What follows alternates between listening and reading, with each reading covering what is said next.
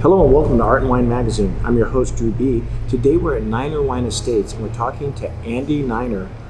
Andy, thanks for having us. Thanks for being here. I think your name says it all, but how did you get started in the biz? It's a family company. My dad got into it in 2001 when he bought his first vineyard, Bootjack Ranch. And then we've subsequently grown the company. He retired in 2013 and I took over. So this is obviously a really, really beautiful place. Tell us some little attributes and benefits of coming here.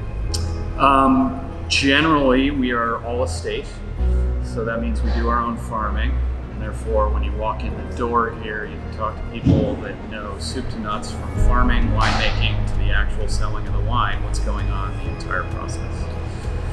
Now, you have a very interesting story in general. Tell us the history of Niner. There's a family history here, and then there's also kind of the history and going forward the actual winery. The family history is my dad grew up in West Virginia, subsistence farming. He got away from farming for his career, but then he found Paso Robles. And in Paso Robles, he found two things. He found land that was awesome for growing grapes, but wasn't discovered yet. And he found people. And in Paso, he found down-to-earth, smart people, and he knew he needed that to get into a business that was as hard as the wine industry. Going forward, the way I'd characterize us is we are a winery with a 100-year plan that are in now year 17.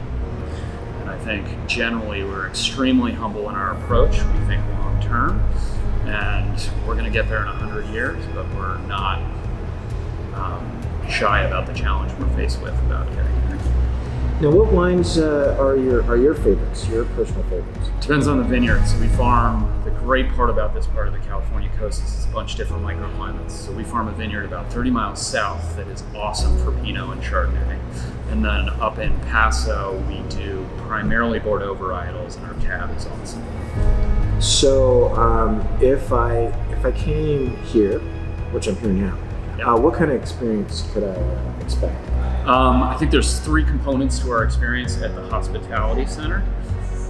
Number one, we want to get you as close to the people in the winemaking as possible. So you can do a tour where generally you will meet either an owner, a winemaker, or be around those folks as they're doing their general job. You can do a general tasting where you can work with our taste room associates to understand our wine and where we grow grapes and generally how we approach winemaking. Or you can visit our restaurant. We have a restaurant attached where you can get a really awesome wine country meal. And we build a meal from the wine side of things. So generally the marriage of food and wine here is very well thought out and hopefully sparks your culinary interest. In your opinion, what makes a good wine? It's going to sound generic, but I think it's balance. And I think it's an attention to where that wine actually came from. So in this day and age, there are wineries that take a recipe approach, and every single vintage, their wine reaches a similar profile and tastes a similar way, and generally looks the same way. That to us, and given what we do, is not what we're trying to do. We are trying to take the farming really seriously and then customize the winemaking on top of that. By definition, Mother Nature gives you different things every year that you then have to change your approach on. Tell us what you think is the distinction, because I know a lot of people want to know, the distinction between Paso Robles and, let's say, Napa. Paso, I'll take it from a business perspective. Paso doesn't have the brand yet. Paso, people don't know of fine wine coming out of Paso like they do out of Napa. So I think there's benefit and there's risk there, but in Paso you will find better wine than in Napa. You will find wine that is worse than in Napa. But generally the discoveries in Paso are, in my mind, more interesting than what you'll find in Napa. What's your favorite part of the job? That's an interesting one. You have so many favorites. No, it's such a diverse business that I think in any given day, I think, you're either in the vineyard, you're in the winery, or you're on the hospitality side. So it's so eclectic, and the problems you're trying to solve are so interesting. I think the people side of it, you are a small business, you're spread pretty thin. So the people side of it has to be your favorite part of it, or else you shouldn't be in this business. What would you say is the most challenging part? There's 300 wineries in Paso. There's a lot more than that in the world, and it's a competitive business that I think it's somewhat like restaurants where people get into the business for the love of it, and then they get rudely surprised that it's a real business. So what do we have here? What are we kind of sipping on here? You are sipping on Malbec. So we farm Malbec on the right behind us here, to the left of the heart up here, and it is a dark but kind of savory, almost juicy wine that we feel is just an awesome representation of California, Paso, and what we do. Now, I would be remiss if I did not ask about the heart. Yep.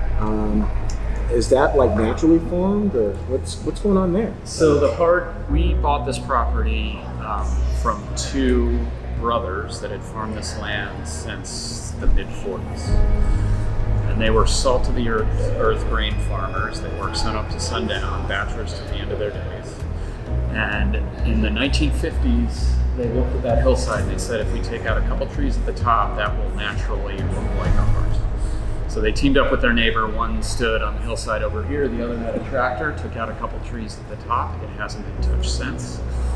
And it generally strikes people. People will make it all the way into this building not realizing what that is, and then they look at it and they're like, oh, that's big. So I have one little final question. If you have one word or phrase to describe what you do, what would that word or phrase be? Quality. Quality. Over the long term. In the wine industry, you can't do quality in the short term. It has to be long term. And that's why it's such a cool business. Andy Niner, thank you so much for having us. Thanks for coming. And you can always see us at artandwinemagazine.com.